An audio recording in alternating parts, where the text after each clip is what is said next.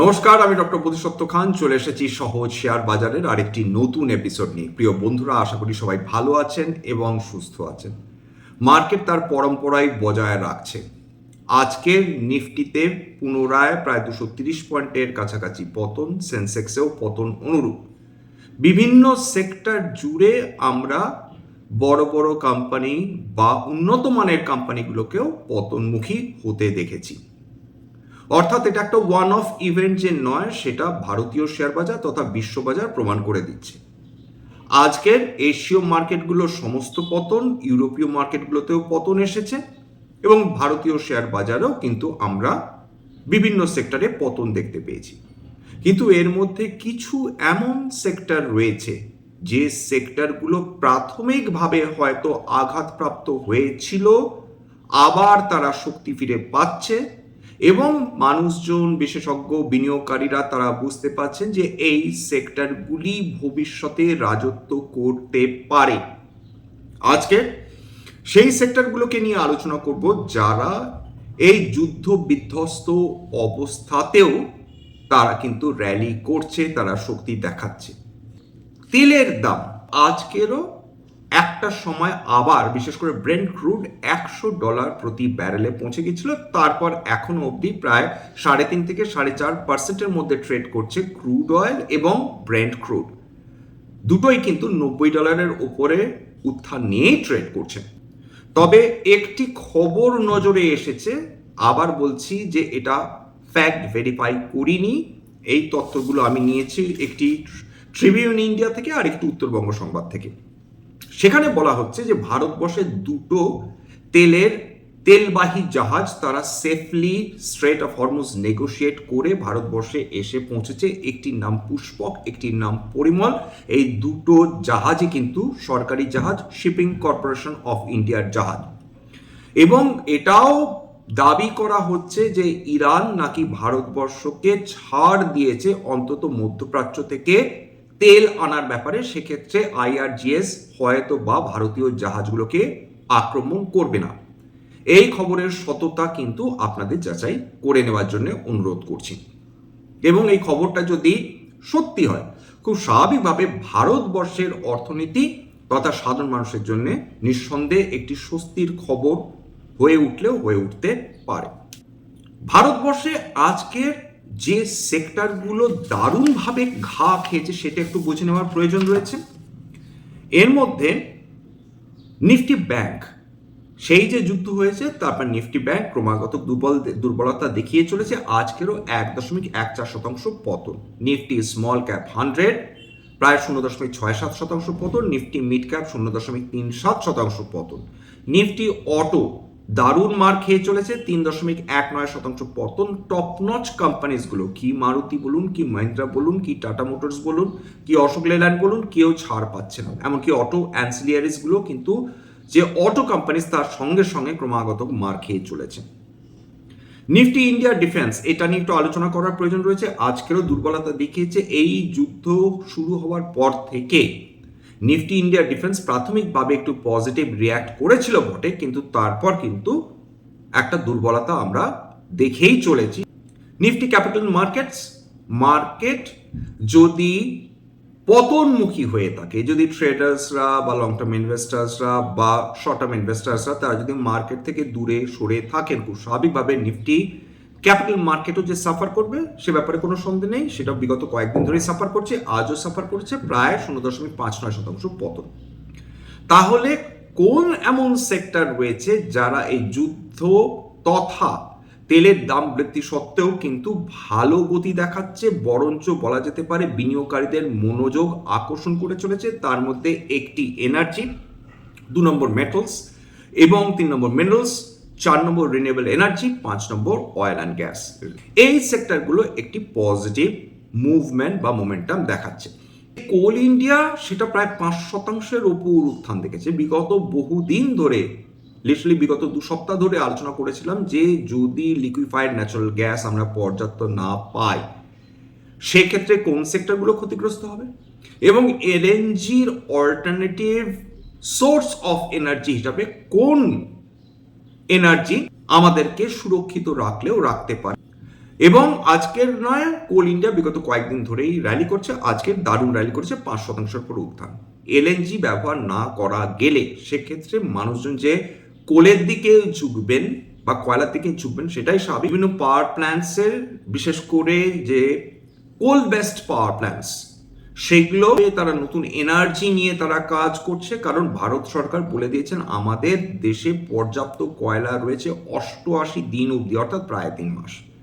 সেটা more than sufficient. আগের দিনই বলেছিলাম যে আমরা বিশ্বের অন্যতম লার্জেস্ট কোল প্রডিউসিং দেশ এবং আমাদের হাতে পর্যাপ্ত কয়লার প্রোভেন রিজার্ভস রয়েছে।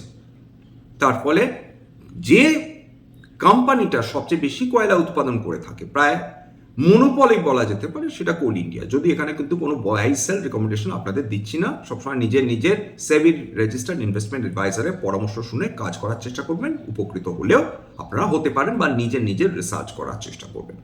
আজকে রিনিউয়েবল সেক্টরে যে উত্থানটা হয়েছে, একের পর এক কোম্পানি তারা উত্থান দেখিয়েছে। এর মধ্যে এনটিপিসি গ্রিন এনার্জি 12.5% বেশি উত্থান দেখিয়েছে, কেপিআই গ্রিন এনার্জি 8.5% বেশি, সুজলন প্রায় 2% বেশি উত্থান, Adani green energy 2%, JSW energy 6.5% উপর উত্থান। আমি যে কথাটা আলোচনা করছিলাম বিগত কয়েকদিন, যে আমাদের একদিন না একদিন রিনিউয়েবল এনার্জিতে ট্রানজিশন করে যেতেই হবে। এই যুদ্ধ বিশেষভাবে আমাদের চোখে আঙুল দিয়ে দেখিয়ে দিচ্ছে যে আমরা এখন কেবলমাত্র ফসিল ফুয়েল বা বিদেশি গ্যাসের ওপর নির্ভরশীল হয়ে আমাদের দেশ চালাতে পারবো না। রিনিউয়েবল এনার্জির পালে হাওয়া লেগেছে বলা যেতে পারে, এবং বিভিন্ন কোম্পানিগুলো তারা আবার অ্যাগ্রেসিভলি স্কেল আপ করার চেষ্টা করছে নিজেদের এনার্জি প্রোডাকশন। ভারত সরকার তারা চাইবেন যে বিভিন্ন যে রিনিউয়েবল এনার্জি প্রজেক্টসগুলো রয়েছে যত দ্রুত তারা প্রজেক্টসগুলো অপারেশনাল করে তুলতে পারেন তত দেশের মঙ্গল। ট্রাম্প নতুন করে হয়তো আবার 16টি দেশের ওপর ট্যারিফ বসাতে চলেছেন বা সুযোগ খুঁজছেন কিভাবে এই দেশগুলো ওপর ট্যারিফ বসানো যায়। তার মধ্যে খুব স্বাভাবিকভাবে ভারতবর্ষের নাম রয়েছে, তার মধ্যে চায়নার নাম রয়েছে, জাপান, তাইওয়ান প্রভৃতি দেশের নাম রয়েছে। ট্রাম্পের মূল লক্ষ্যটাই কিন্তু বা মূলত স্ট্র্যাটেজি যেটা বলা যেতে পারে সেটা হচ্ছে ট্যারিফ। ডিফেন্স সেক্টরের অন্তর্গত যে বিভিন্ন কোম্পানিগুলো রয়েছে তারা কি নিয়ে কাজ করছে, বিশেষ করে ভারতবর্ষ অপারেশন সিঁদুরের পর কিসের ওপর ফোকাস? মিসাইল ডেভেলপমেন্ট, মানে লং ডিস্ট্যান্স বলুন, মিডিয়াম ডিস্ট্যান্স বলুন, সমস্ত মিসাইলস। এর সঙ্গে ড্রোনস, ইরানের যেহেতু ড্রোন এখন অনেক বেশি কার্যকরী, বা ইরান যে লড়াইটা করছে সেটা কিন্তু যুদ্ধ জেতার জন্য লড়াই করছে না, তারা যুদ্ধটাকে দীর্ঘায়িত করার চেষ্টা করছে। কিন্তু যুদ্ধ যদি দীর্ঘায়িত করা সম্ভব হয় সেক্ষেত্রে ইসরায়েল বা আমেরিকার মারাত্মক আর্থিক ক্ষতির মুখে পড়তে হবে। ইসরায়েল যে অস্ত্র সম্ভার ব্যবহার করছে সেটা অতি কম দামে তারা তৈরি করছে, আমেরিকা এবং ইসরায়েল যে অস্ত্র তৈরি করছে সেটা অত্যাধিক দামে তারা সেই অস্ত্রগুলো তৈরি করছে। এশীয় দেশগুলোতে কস্ট অফ প্রোডাকশন, বিশেষ করে আর্মস বা ডিফেন্স ইকুইপমেন্টসের অনেকটাই কম। ভারতবর্ষ যে ফোকাস করছে বিশেষ করে anti drone technology, electronics war systems বা রেডার্স বা 4.5 generation fighter jets, war helicopters, এই সমস্ত কিছু নিঃসন্দেহে প্রশংসাযোগ্য বটে। কিন্তু বর্তমানে চিন্তা যেটা দাঁড়াচ্ছে যে এই ডিফেন্স কোম্পানিজগুলো বহুল পরিমাণ অর্ডার বুক করছে বটে, কিন্তু একটা সমস্যা দাঁড়িয়ে যাচ্ছে যে তারা ঠিক সময়ে অর্ডার এক্সিকিউশন করতে পারবে। এখন যদি না ডিফেন্স কোম্পানিজগুলো অতি দ্রুত তাদের অর্ডার এক্সিকিউশন করতে পারে, সেক্ষেত্রে তাদের যতই উৎকৃষ্ট প্রোডাক্ট হোক না কেন সেটা সময় মতো ডেলিভারি না দিতে পারলে খুব স্বাভাবিকভাবে প্রশ্ন উঠেই যাবে, এবং যে বিদেশি দেশগুলো ভারতবর্ষের কাছ থেকে ডিফেন্স ইকুইপমেন্টসের অর্ডার দিচ্ছিল তারাও হয়তো এই ব্যাপারে দ্বিতীয়বার ভাববে। হ্যাঁ, এটা ঘটনা যে এই বছর মানে এই লাস্ট ফিসকাল ইয়ার অবধি আমরা প্রায় 24,000 কোটি টাকার ডিফেন্স ইকুইপমেন্টস আমরা বিদেশে এক্সপোর্ট করেছি প্রায় 100টি দেশের ওপর, এবং 2029-এ ভারত সরকারের টার্গেট হচ্ছে অন্তত 50,000 কোটি টাকার ডিফেন্স ইকুইপমেন্টস যাতে আমরা বিভিন্ন বিদেশি দেশগুলোকে এক্সপোর্ট করতে পারে। এর মধ্যে মধ্যপ্রাচ্য দেশগুলোও রয়েছে। মধ্যপ্রাচ্যগুলো দেশগুলো বিশেষ করে এই মুহূর্তে নিজেদের ডিফেন্স ইকুইপমেন্টস পারচেজের জন্য কেবলমাত্র আমেরিকার উপর যে ভরসা করতে পারছে না সেটা বলাই বাহুল্য। কারণ আমেরিকার কাছ থেকে অস্ত্র কিনতে গেলে সেটা অত্যন্ত এক্সপেন্সিভ হবে, এবং সেটাকে বলা যেতে পারে যে ইরানের যে শহীদ ড্রোন সেটাকে নামাতে গিয়ে যে ইন্টারসেপ্টর মিসাইলসগুলো আমেরিকা ইউজ করছে সেটা অনেকটা মশা মারতে কামান দাগার মতো, অর্থাৎ হিউজলি এক্সপেন্সিভ। সেই জায়গাটা দাঁড়িয়ে এখন এই মধ্যপ্রাচ্য দেশগুলো থেকে শুরু করে বিভিন্ন ছোট ছোট দেশগুলো তাদের লক্ষ্য হচ্ছে কম খরচে কোয়ালিটি ডিফেন্স ইকুইপমেন্টস তারা কোথা থেকে প্রক্রিয়া করবে। সুতরাং তাদের এখন একটাই ডিমান্ড থাকবে যে কম খরচে কোয়ালিটি ডিফেন্স ইকুইপমেন্টস যদি ভারতবর্ষ প্রোভাইড করতে পারে, সেটা সেক্ষেত্রে নিঃসন্দেহে ভারতবর্ষের ডিফেন্স মানে যে ইকুইপমেন্টসগুলো সেগুলোর ডিমান্ড বাড়বে ভবিষ্যতে। অয়েল অ্যান্ড গ্যাস সেক্টরে আজকে একটা মধ্যম মানের র্যালি দেখেছি। আদানি টোটাল গ্যাস সেটা বিগত কাল প্রায় 20% র্যালি করেছিল আপার সার্কিট, আজকে 7% ওপর উত্থান নিয়ে বন্ধ হয়েছে। কারণ আদানি টোটাল গ্যাস তারা তাদের পার ইউনিট গ্যাসের দাম বৃদ্ধি করেছে বিভিন্ন ইন্ডাস্ট্রিয়াল ইউসেজের জন্য, এবং যত গ্যাসের অ্যাভেলেবিলিটি কমবে তত কিন্তু যে কোম্পানিগুলো এই ধরনের গ্যাস প্রডিউস করে বা বিক্রি করে তাদের কিন্তু কদর বৃদ্ধি পাবে। এছাড়া gas authority of India limited প্রায় 3%, পেট্রোনেট এলএনজি প্রায় 2.5%-এর উপর উত্থান দেখেছে। আমরা দেখি যে এফআইআই নিরন্তর তারা বিক্রি চালিয়ে যাচ্ছে। কালকে 6,267 কোটি টাকার শেয়ার তারা বিক্রি করে চলে গিয়েছে। এই কেবলমাত্র মার্চের 11 তারিখ অবধি তারা 39,116 কোটি টাকার শেয়ার বিক্রি করে দিয়ে চলে গিয়েছে। এই তথ্যটা আমি নিয়েছি মানি কন্ট্রোল থেকে। আজকের দিনে যে স্টকসগুলোতে সবচেয়ে বেশি উত্থান এসেছে অর্থাৎ ইন্ট্রাডে, তার মধ্যে জেএসডব্লিউ এনার্জি 6%, কোল ইন্ডিয়া 5.23% বেশি উত্থান, টরেন্ট পাওয়ার প্রায় 4.6%, টাটা পাওয়ার 4%, গেল প্রায় 3% কাছাকাছি উত্থান, এনটিপিসি প্রায় 3.5% কাছাকাছি উত্থান। অর্থাৎ আজকের গোটা দিনটাতে যে স্টকসগুলো সবচেয়ে বেশি ডমিনেট করেছে যে সমস্ত এনার্জি স্টকস। এবার নিফটি এনার্জি আজকের দারুণ র্যালি করেছে, 1.93% আজকের উত্থান এসেছে।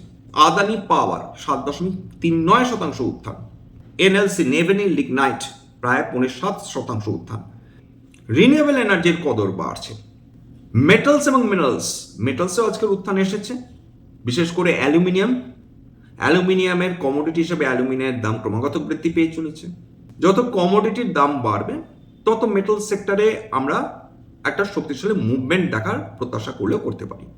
এখন ডিরেক্ট যেহেতু কোরিলেশন রয়েছে, অর্থাৎ কমোডিটির অর্থাৎ বিভিন্ন মেটালসের দাম বাড়লে খুব স্বাভাবিকভাবে মেটাল সেক্টরের অন্তর্গত বিভিন্ন কোম্পানিগুলো উজ্জীবিত হবে। যুদ্ধ বন্ধ কবে হবে সেটা আমরা জানি না। অনেক মানুষ বলছেন যে ঈদের আগে হয়তো একটা যুদ্ধবিরতি হলেও হতে। ট্রাম্প বলেছিলেন যুদ্ধ প্রায় শেষ হয়ে গিয়েছে, তার কোনো ইন্ডিকেশন আমরা এই মুহূর্তে দেখছি না। মানে বিগত 24 ঘন্টায় খবর এসেছে গোটা দুয়েক জাহাজ তারা আক্রান্ত হয়েছে, আইআরজিএস এর হাতে তাদের জাহাজগুলো আঘাতপ্রাপ্ত হয়েছে। ভারতবর্ষের তেল অ্যাভেলেবিলিটি সেটা থাকবে কি থাকবে, নতুন হচ্ছে থাকবে, কিন্তু সময় লাগবে। অতি উৎকৃষ্ট তেল পাওয়াটা ডিফিকাল্ট হবে। মধ্যপ্রাচ্য দেশগুলো থেকে প্রায় না বরাবর তেল আসবে, হয় ভেনেজুয়েলার কাছ থেকে নিতে হবে না রাশিয়ার কাছ থেকে নিতে হবে। কিন্তু সেই তেলগুলো খুব স্বাভাবিকভাবে রাশিয়া তো আর দানছত্র খুলে বসে নেই, তারা তার একটা প্রিমিয়ামে বা ভারতবর্ষের জন্য হয়তো সামান্য কিছুটা ডিসকাউন্ট দিয়ে আন্তর্জাতিক বাজারে যে তেলের দাম তার থেকে সামান্য কিছুটা ডিসকাউন্ট দিয়ে হয়তো ভারতবর্ষকে দেবে। কিন্তু সেটাও যদি $90 $100 দিয়ে কিনতে হয়, স্বাভাবিকভাবে সেক্ষেত্রে ভারতের অর্থনীতি আরো বেশি ক্ষতিগ্রস্ত হলেও হতে পারে। যতদিন আমাদের বিদেশি তেলের উপর নির্ভরশীল থাকতে হবে ততদিন আমরা সাফার করে চলবো। যাক, স্ট্যান্ডার্ড ডিসক্লোজার যে কোম্পানিজগুলো নিয়ে আলোচনা করলাম, হতে পারে তার মধ্যে কয়েকটা কোম্পানিতে আমার বা আমার পরিবারের বিনিয়োগ থাকলেও থাকতে পারে। ভবিষ্যতে যদি নতুন করে কিনি বা বিনিয়োগ করি, আগাম বিজ্ঞপ্তি দিয়ে কিনতে বা বিক্রি করতে পারবো না। স্ট্যান্ডার্ড ডিসক্লেমার, এটা কেবলমাত্র একটা এডুকেশন চ্যানেল, বাঙালি বিনিয়োগকারীদের ইনভেস্টার অ্যাওয়ারনেস বৃদ্ধির জন্য। এখানে কোনো ধরনের কোনো শেয়ারে buy sell recommendation, suggestion, advice এমনকি ইনফ্লুয়েন্স করার প্রচেষ্টা নেই। আমার কথা শুনে যদি কোনো শেয়ার বা কোনো অ্যাসেটে বাই সেল সিদ্ধান্ত নেন, ক্ষতির মুখোমুখি হতে পারেন। সুতরাং সবসময় একজন সেবি রেজিস্টার্ড ইনভেস্টমেন্ট অ্যাডভাইসারের পরামর্শ নেওয়ার চেষ্টা করবেন বা নিজে ডিউ ডিলিজেন্স করবেন, সেক্ষেত্রে আপনারা উপকৃত হলেও হতে পারেন। সবশেষে যেটা বলি, যদি এই ধরনের এপিসোড আপনাদের ভালো লাগে প্লিজ একটা লাইক দেবেন, প্লিজ সাবস্ক্রাইব করবেন, এবং যদি সত্যিই মনে হয় আমার বাঙালি ভাই বোনদের জীবনে একটুখানি ভ্যালু অ্যাড করতে পেরেছি, প্লিজ নিজে গ্রুপে শেয়ার করে দেওয়ার চেষ্টা করবেন। আজকের জন্য নমস্কার।